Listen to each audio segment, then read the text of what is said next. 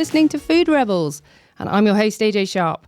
As you know, this is the show dedicated to the more rebellious side of the food world, where we celebrate the people who have challenged the status quo.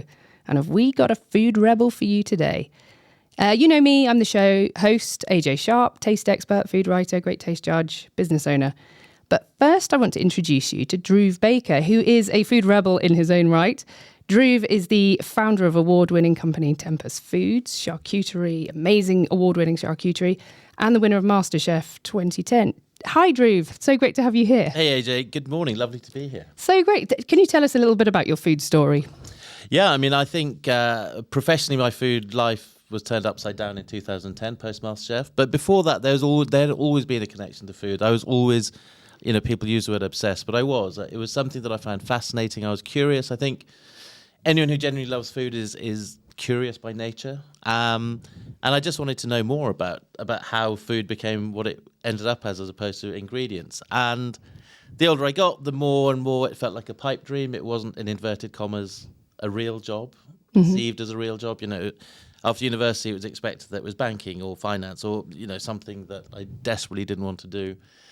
And then thankfully, post-MasterChef, I got this insight into all of the amazing myriad of jobs available within food. From an outsider looking in, you think you can either be a food stylist or a chef and that's it. But actually, that's completely not the case. And I think a lot of potential talent is lost because they don't realise. So that got me into the world of food. And then subsequently, I owned a restaurant. I wrote a couple of cookbooks. I presented a couple of TV shows for National Geographic in Croatia. And now Tempus is my 9 to 5. Well, it's not. It's your baby. It's 24/7. But yeah, Tempus charcuterie. I mean, I still love the presenting and the judging and the demonstrating the chefing side of things that still comes with it. But fully immersed into the wonderful world of food, and I get to do things like this, which is always a joy. Well, you are going to love the expert we have in the studio today.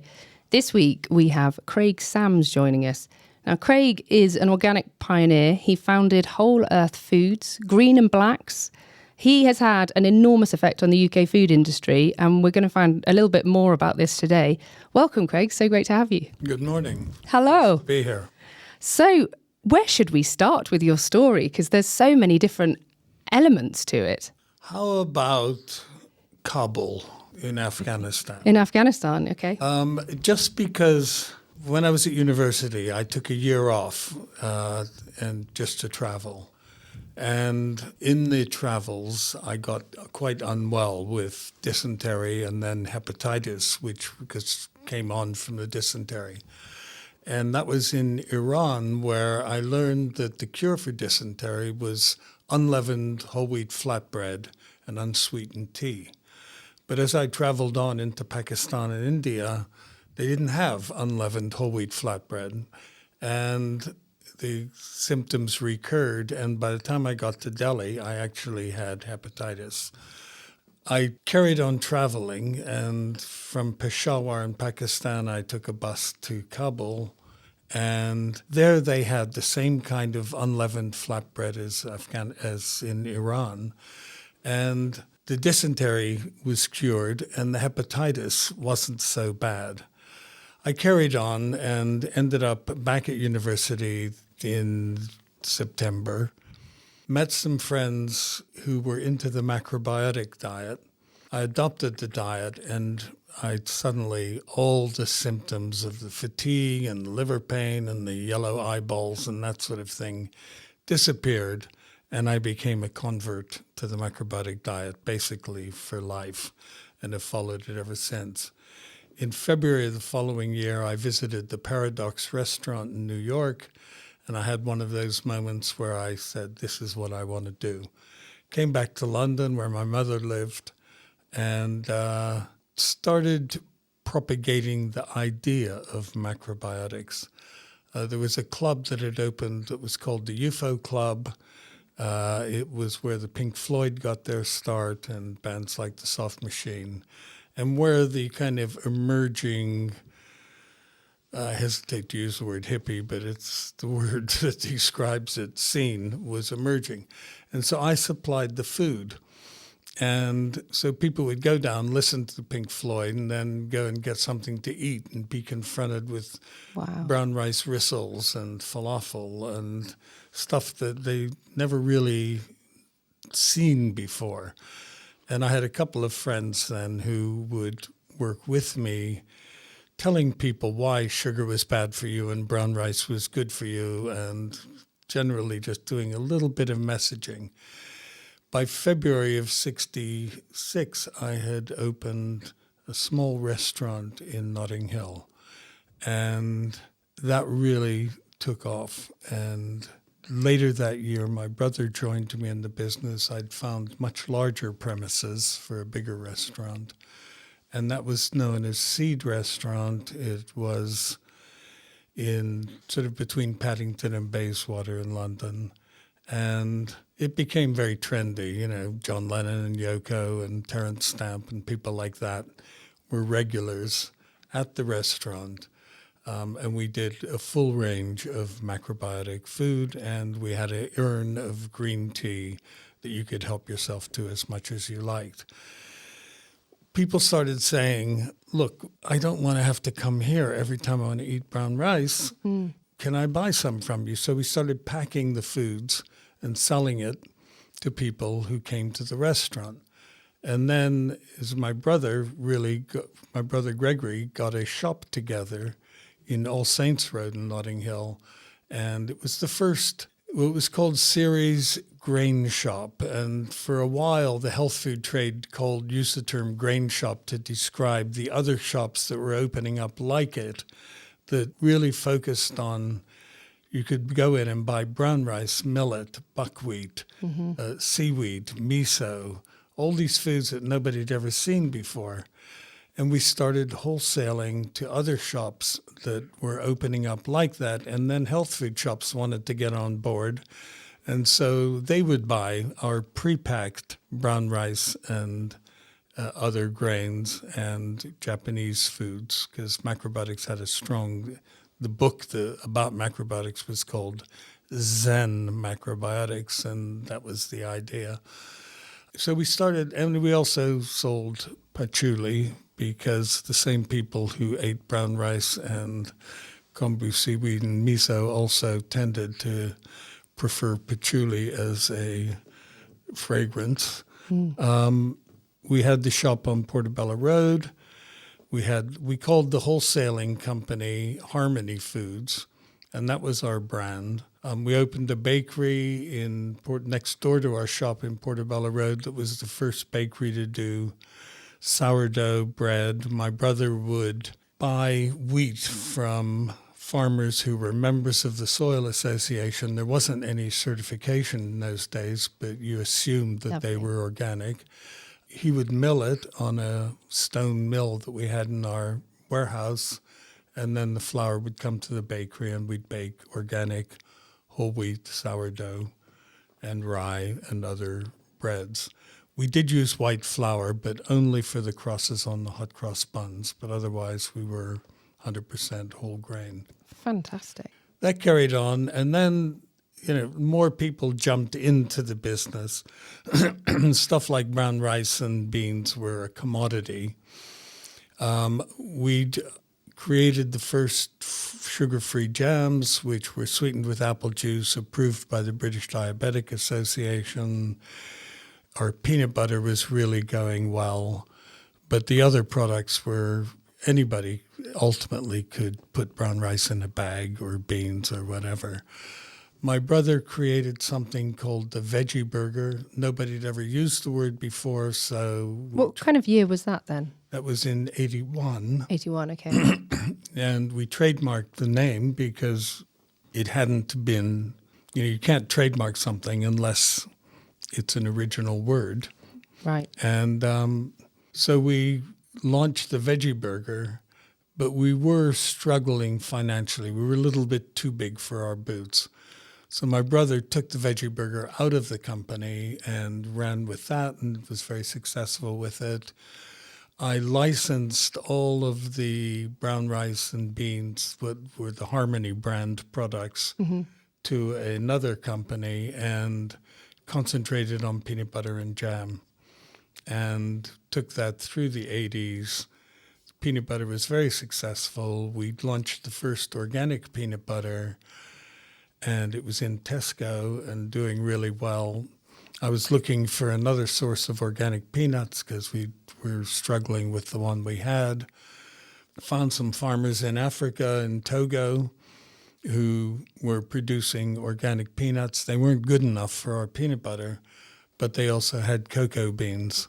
Wow. And that led me into the chocolate business. So just before we move on, so the peanut and the jam and the rice, was that the start of Whole Earth Foods? Yeah. Yeah. So that's and then that then grew into its own entity that we know today. Yeah. Wow. Yeah. And what I did until we used to say peanut butter oil separation is natural, just stir it back in.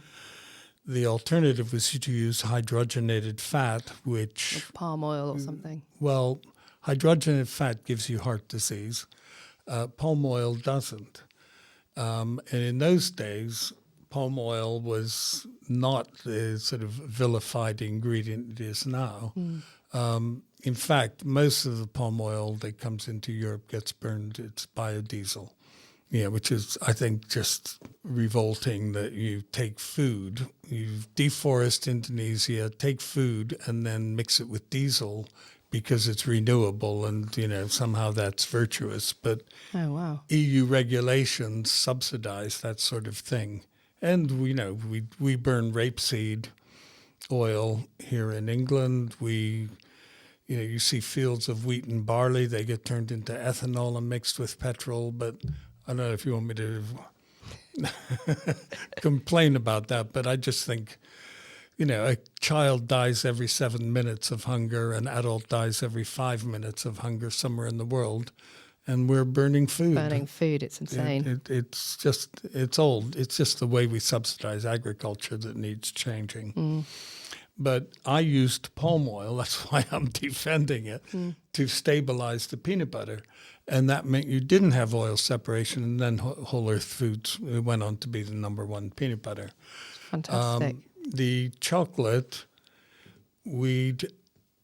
having just celebrated in 87, 20 years of no sugar in our Wow. range. When I read a book called Dine Out and Lose Weight by a guy called Michel Montignac that had the concept of glycemic index. So it was what something does to your blood sugar. Glucose is 100. That's the standard. Brown rice was 65 because it takes longer to break down. Whole wheat bread is somewhere around there as well. 70% dark chocolate was 22, so quite low. So when I was dealing with the farmers in Africa who had the peanuts and the cocoa beans, we got a sample made of a 70% chocolate to see what it would be like. My girlfriend came back to my place, took one bite. She was a journalist at the time, and just said, "This is the best chocolate I've ever tasted. You have to do it." I said, "But it's got sugar, and how are we going to?" Anyway, we did it, and I thought some brilliant names for it: Eco Chalk, Bio Chalk, Natu Chalk. And she said, "What about green and black? Green because it's organic, and black because it's the darkest chocolate on the market." Oh, I love that. So we launched it in September of 91. We got married in November of 91. And she really put her heart and soul into getting word out about the brand, and through her network of journalist allies, all of whom spend most of their lives writing about other people doing stuff. So they were quite excited that one of their number actually was doing something herself. They're friends, yeah. So this is your wife, Josephine. That's right, yeah. Joe Fairley. Yeah. And she was the co-founder then of Green and Blacks with you. Of the chocolate brand. And at that time, chocolate, 1991, I mean, I was about 10 or 11 at that time. It was just Cadbury's, wasn't it? Or Bourneville. Well, Bourneville was Nestle. 34% cocoa solids, so half the cocoa solids. And it wasn't even 34%. It was 20% cocoa mass and 14% cocoa butter. So you didn't have any challenging, bitter, chocolatey type flavors.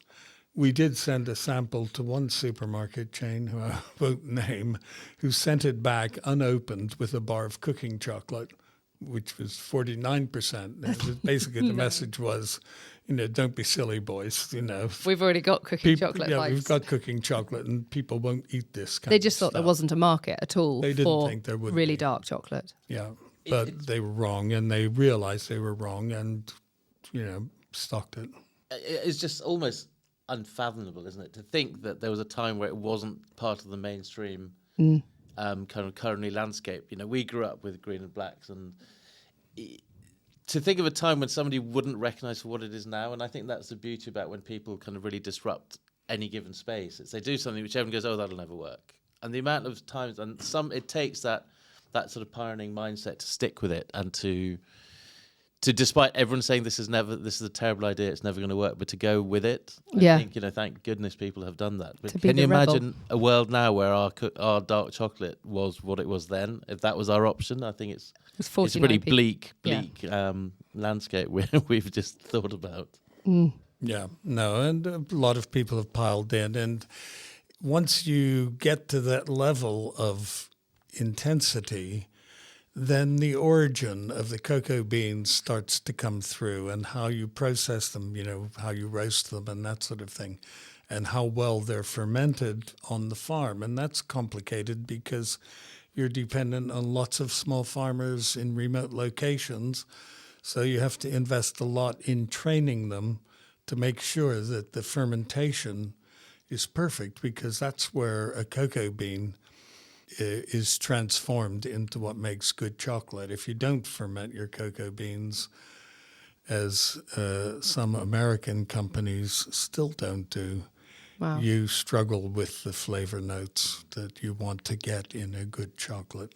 Did you grow up in America or Canada or somewhere? I was born in Nebraska, which is right in the middle of America. My grandfather was a farmer, and my mother, it was during the war, so my dad was fighting in the Pacific, and my mother was milking cows in Nebraska, and I was born, and then the war ended, and we went and lived in California, and then my dad, who was at UCLA University, graduated, got a master's degree, and got a job with the American Defense Department as a historian, and we came to live in England. So I lived in England in the 50s. Wow.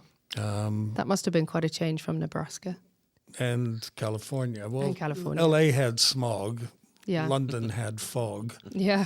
So it's amazing I can breathe at all, given the crappy air that I had as a child. But so then we lived in England, Germany, Pittsburgh, Omaha, Châteauroux, France, London, and my mother stayed here in London from the 1960s onwards. So I would go to university every year, come home from my summer holidays in England. So at that time there's the trad jazz scene and then the mod scene, and the musical scene was quite advanced here compared to Philadelphia, which was pretty cool, but not that cool. And then I graduated and came to London to pursue my career propagating macrobiotic healthy eating.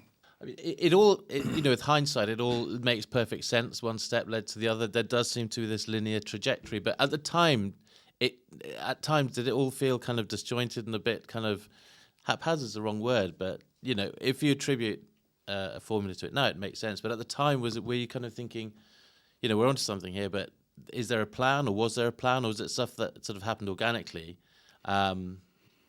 I think the original idea was just a restaurant. But then that morphed into selling pre-packed food at the restaurant, that morphed into a retail shop.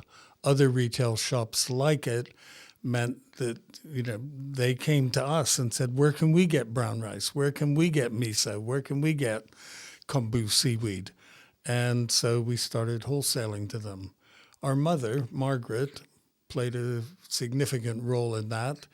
When I sold food at the UFO Club, she made it, and I'd take it down there and hand it over to the bar and then party away. And likewise, when we started packing food, she oversaw the production line. So there were a few women, well, originally neighbors of hers from Ealing, and then when we moved our warehouse to Bermondsey, women from Bermondsey, and she would oversee the assembly line, if you like, where we packed stuff, put it into cartons and that sort of thing, while my brother and I got our heads around marketing it and encouraging the health food trade to open up. Our sales guy was someone called Jay Landisman, who renamed himself Stan Stunning for this particular role. And he would call up health food shops and say, "Oh, hello. Have you noticed people with long hair and colorful clothes coming in and asking for foods like brown rice and miso and kombu seaweed?" And the retailers would say, "Well, yes, I have," because people would go into shops asking for that stuff. I said, "Well, we have it for you." And we had a introductory package that had brown rice, buckwheat, millet, aduki beans, kombu seaweed, miso, tamari soya sauce, and we also had patchouli on our list. And so the shop could get a sort of introductory pack that enabled them to get the stuff on their shelves. And then once that happened and it sold, they would reorder full cases, and we had momentum. Amazing. That as a starter pack today wouldn't be out of place. You know, No. if you think about all the ingredients you've listed today, you could see it as a iteration now. Yeah. What are we, 30 more years on? And And I don't know how much it's actually progressed since you'd had that original idea. sexier packaging. Sexier but packaging. Actually, the idea, But fermented foods, it's almost been the last 3 to 5 years that it's really become mainstream, yeah. isn't it? Miso, finally, I mean, we introduced miso. We miso. had to explain everything to people. Sure. You had to explain why brown rice. In those days, there was still a term for brown rice that was rice that had been parboiled. So it was because they realized that white rice was nutritionally deficient. So they would soak it in hot water, and some of the goodness of the bran would go into the grain. So, in fact, when we launched it, we called our brown rice whole rice to differentiate it from That makes sense. from unwhole white rice or parboiled rice. Yeah, no, things have moved on just unbelievably. And, I think there are certain things have changed. Bread of all kinds is much healthier than it was in those days. Brown rice is better than white rice. The amount of hydrogenated fat we ate in those days. Doctors were telling people in the 1980s, "Oh, you've got you've got cholesterol. Stop eating butter and eat margarine." And it was a death sentence because the margarine was 32% hydrogenated fat, which is a form of plastic made out of oil, but that gives the structure to a block of margarine. And Denmark banned hydrogenated fat in 2003. Their heart disease deaths went down 60%. Wow. Ours started rising exponentially. Well, now they're going down because nobody eats it anymore. But it was when you think of how many doctors across the country were taken in by that particular story and told people to stop eating a healthy food like butter to eat an unhealthy food. I mean, now margarine is all made with coconut oil, palm oil, shea butter, whatever, but it's not, you don't get hydrogenated fat anywhere anymore. You and Josephine, you set up this business. You were the first products to carry the FairTrade mark. Is that right? Next year is the 30th anniversary of the FairTrade mark. Wow. FairTrade Fortnight is in March because in March of 1994, we launched a product called Maya Gold that was based on... It was grown by Maya farmers in Belize. I had gone to a ceremony, the deer dance, which is a Maya 4-day dance that they do. And on the night before the final day of the dance, they had a ceremony where the prioste or shaman would pass around a cup of cocoa that was flavored with allspice and a leaf called Choicea ternara that we call Aztec mock orange. So I tried to emulate that flavor with orange extract, spices, and basically our chocolate that we already had. We called it Maya Gold. The FairTrade Foundation went out, saw the deal that we had set up with the Maya farmers. They were getting 55 cents a pound for their cacao, and it wasn't enough. They were abandoning their plantations. I offered $1.25, which seemed like a lot to them. In fact, we ended up raising it to $1.75, which is more than 3 times what they were getting from the American company that was buying their beans. I don't want to mention their name. You don't want me to be... You can probably guess. And so the FairTrade Foundation were happy, and it was the first ever product to come out with a FairTrade mark. And once it came out, it got so much positive publicity that supermarkets who had turned us down previously, suddenly they wanted Green and Blacks. People like Equal Exchange and Tradecraft, the fair trade companies that didn't carry the mark because they felt that was only really for the capitalists, so to speak. You know, they all jumped aboard, and suddenly the fair trade mark was on tea, coffee, obviously chocolate, sugar, and bananas. And that kind of laid the foundations for fair trade that they will be celebrating next year. Wow, that's incredible. Yeah, and it just changed. And in fact, when we sold Green and Blacks to Kraft, who then became Mondelez, the CEO of Mondelez rang me up and said, in the 2010, he said, next week, Craig, I'm giving a talk in Abidjan, and I'm announcing our program, which we've modeled on what you guys did in Belize. We're calling it Cocoa Life, and we're putting $400 million behind it. Well, that was way beyond anything we could ever have done. And that changed the whole face of cocoa production in Ghana and Ivory Coast. And just about a month ago, the Fair Trade Foundation sent out a press release announcing their partnership with Cocoa Life, which they have never, ever partnered with anybody before.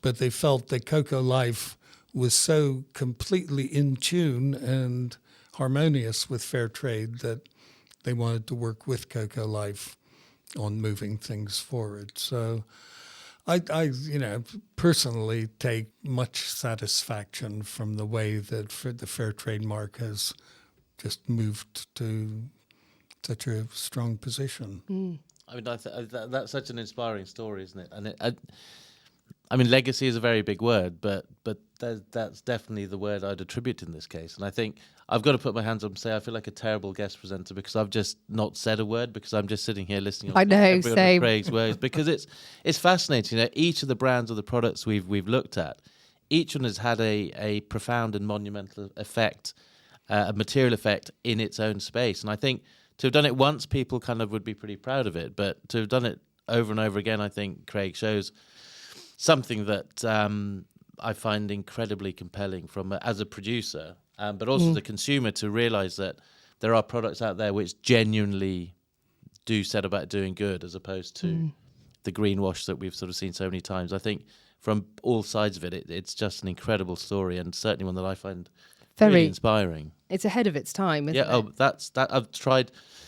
I've been wanting to say that, but it was ahead of the curve in so many ways, or all of these. But I know you've got people now launching brands going, we care about your health as well as, the environment. You're thinking, well, actually, there's a lot of people here who've been doing this for decades. Yeah. Or not a lot of people, but... Yeah, well, certainly one. So you and Josephine went on to have some kids, and they've set up their own company, haven't they? They were the kids from my previous marriage, Rima and Kareem, who set up Gusto. And they We'd had a celebratory party at the Groucho Club in 1987 where I made a very potent non-alcoholic brew of ginseng, Siberian ginseng, a Chinese Taoist monk formula, and guarana. And they took some of that drink and continued to enjoy it for a year or two and then said, why don't you market this? And I said, why don't you? And so they started a soft drinks business called Gusto. We've got some here, actually, to have a little Yeah, taste. we have indeed. Yeah, they look. I mean, the packaging's gorgeous. They and the flavours are all intriguing. Is that okay if we have a little taste of these? What have we got here? That's the cherry cola. Cherry cola. Is that a good place to start? Yeah, why not? That is the world's only cherry cola that actually contains cherries. Oh, wow. Well, because you can do it with artificial almond flavor and get a cherry effect. And So these are real cherry. Oh, wow. That really packs a cherry. You get that kind of almondy effect that you get when you've used whole cherries. Lovely. I've only really ever had one cola with a cherry note to it, and it just tastes wildly artificial. Whereas this doesn't. It's not that kind of a salt on your palate. It kind of makes sense, and it is delicious. Delicate effervescence. So have you been involved with Gusto Organic? oh, very much so. So my kids launched it, but I already had the infrastructure, warehousing, distribution, etc. They did the sales, and with the original product, it really took off in coffee shops in Holland and Barrett here, and the health food trade, and quite a few sort of coffee houses and bars in Soho and Bristol and places like that. The coffee shops in Amsterdam went crazy for it because their customers would have a bottle of Gusto and you would keep them going for another hour or two, and that was good for business if you were running a coffee shop. But eventually the brand got big, and we had outside investors who came into the whole company, and they sold Gusto to a Dutch company who kind of lost the plot. They didn't quite get it. And so I bought the brand back, and it's going from strength to strength now. Fantastic. I mean, what flavours have we got there? So, I mean, I'll just read some out. I mean, they all sound, as I said earlier, phenomenal. You've got a Sicilian lemon with yuzu. There's the real cola. There's the fiery ginger with chipotle. There's a Sicilian blood orange and the naturally slim cola. But do you think we should... I'm intrigued by this Sicilian lemon and yuzu. Yeah, I love yuzu. Yeah, it's just... I'm going to give that a little... Not a shake. I'm just going to turn it over to mix it through. But I think... Yeah, be That careful. looks good. It's when just you turn it fizzing over, everywhere at the Good. moment. This is why radio is a better medium than television, because you won't see what I've just done with that. Oops. It's all right. We've made a flood here on the studio desk. I'm not going to pass you that one, Craig. Don't worry. Yeah, that. Which one? The one with the meniscus worked to the max. I know what to do with one of those. Really? Do you know? Well, you have that one. That's, Okay. and I think we'll agree that I won't pour again. Oh, yeah, the yuzu comes through immediately. That lovely citrus, lemony, orangey, almost guava-y punch. There is that, and that amazing florality you get with it. And I think the two, they're balanced perfectly. But, you know, that is incredibly refreshing, I think. Especially now in the time where a lot of people are choosing not to drink. You know, Yeah. it's not, you know, coming from an energy drink perspective. I think an alternative to the sort of no and low movement is fairly robust. But I think something like that on a summer's day, you know, in a long glass full of ice, I mean, it's refreshing, but it's got that textural complexity. So it isn't just sugar and sparkling water. There is a lot more to it. I would happily have that of an afternoon. And it's quite a delicate effervescence, Yeah. isn't it? And although there's a nice sweetness to it, which I enjoy because there's so many products now, particularly drinks, are not putting any sugar in at all. And you lose body, you lose flavour, you lose depth. But there's not a lot. You finish with quite a clean palate at the end. Yeah. Well, the sweetener in all of these drinks is agave, Is it? which is a Mexican cactus from which they make tequila. But the same agave syrup that makes tequila is also a great sweetener, and it doesn't affect your blood sugar level. It's got a lower glycemic index than glucose or sucrose, sugar. So you can drink the drink without getting a sugar high and the subsequent sugar crash. This is what I need to be giving my kids, isn't it? Yeah. Rather than honey or whatever.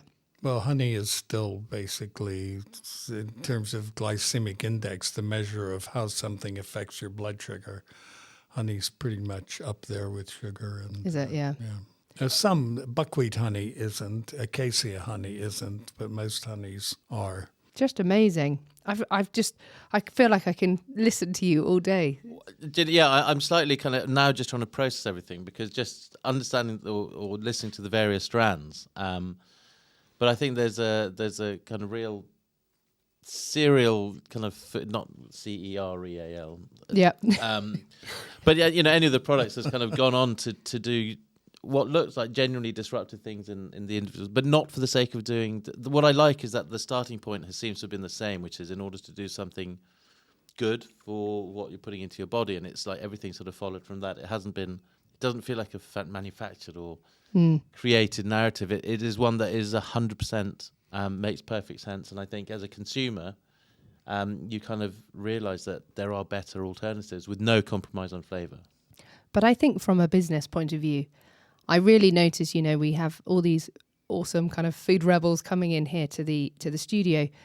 People where they followed something they genuinely love and they're genuinely passionate about, and you're kind of following it from a, hey, we should do that. Hey, we should do that. Rather than a sort of, we've got a business strategy and we've looked at the insights and we know that this is on the up. You can't have done that because that information can't really have existed at that point. You must have been following this. Brown rice is better. I'm going to explain to you why. And then people were grabbing it and running with it. And then you were starting to drive that from the creation of, you're creating a market, a niche. Well, there was an American brand back in the 70s called Follow Your Heart, which kind of reflects what you're saying. That I've never really sat down and done that sort of strategic planning. Most of the stuff that I've ever marketed started in my kitchen as feeding myself. In fact, I'm working on a bread project right now, but that's another story. That's another episode. That is another episode. Oh, it's amazing. Thank you so much. It's been, I feel like I could sit and listen forever. Yeah, absolutely. Unbelievably, we are out of time though. Thank you so much to our brilliant guest, Craig Sams from Green and Blacks and Whole Foods Earth. Thank you for coming in. And thank you to our guest presenter, Drew Baker. We're both a bit in awe, I think, now. I genuinely am. I am very much so. It's been an absolute joy, Craig. Thank you for... well, lovely to talk to you about. I would have happily listened to that for hours and hours. Me too. Thank you. You've been listening to Food Rebels, which is available on radio stations around the UK, and you can get replays through podcasting apps such as Apple Podcasts, Spotify and Audible. Thanks for joining us. Make sure you taste the rebellion.